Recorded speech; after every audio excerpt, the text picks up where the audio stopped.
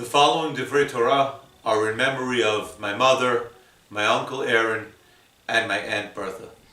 I would also like to acknowledge the Artzet of Jerry Simmons, Le'ilui Nishmat, Rachel bat Yosef Chaim, Vegam Aharon ben Yosef Chaim, Vegam Yosef ben Avraham, Ruach Adonai Tanichena Began Eden, הם בכל מתי ישראל השוכבים עמם, בכלל הרחמים והסליחות, וכן יהי רצון ונאמר אמן. The pasuk in Bamidbar states, ואיתכם יהיו איש למטה, איש ראש לבית אבותיו הוא. With you shall be the one man from each tribe, a man who is a leader from his father's household. Literally, Bamidbar means in the desert. The Bnei Israel left their lives in Egypt as slaves, subservient to Egyptian bondage and the way of life. They now find themselves physically and emotionally in a desert, an empty place devoid of material comforts and in a spiritual vacuum. Interestingly, the word Bamidbar has the same numerical equivalent or gematria as the name of our patriarch Abraham. While the desert sets the stage for the events leading up to the Bnei Israel receiving the Torah at Har Sinai, it also gives us the opportunity to form a spiritual connection to our patriarch who represents the Sephirah of Chesed. One can consider the desert as a blank canvas with unlimited possibility. Being in a desert gives us the opportunity to start over, refine our character traits and our attribute of mercy and kindness, and to prepare ourselves to receive and understand the teachings of the Torah. Today, we have unlimited distractions and unlimited material and physical comforts. We can learn that in order to gain proficiency in the teachings of the Torah, we should devoid ourselves of physical distraction and material luxury, and make ourselves like a wilderness, and prioritize the study of the Torah.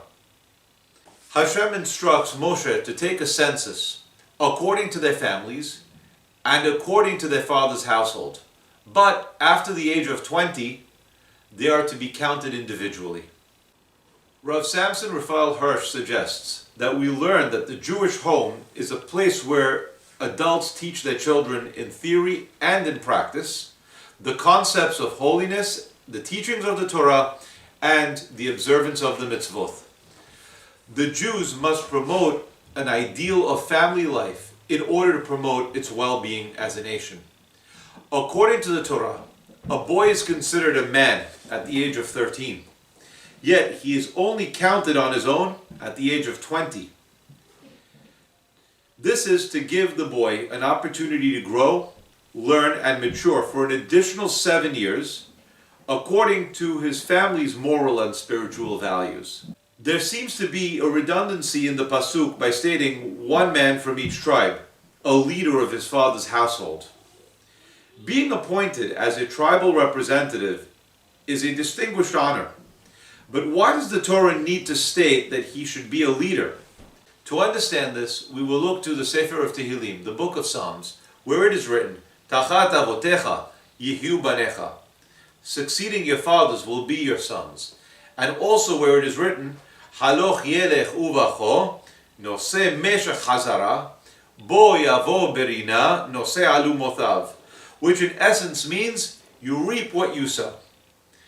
If you just go along for the ride, your personal worth will be determined by what others have done for you, and you will have nothing to show for yourselves.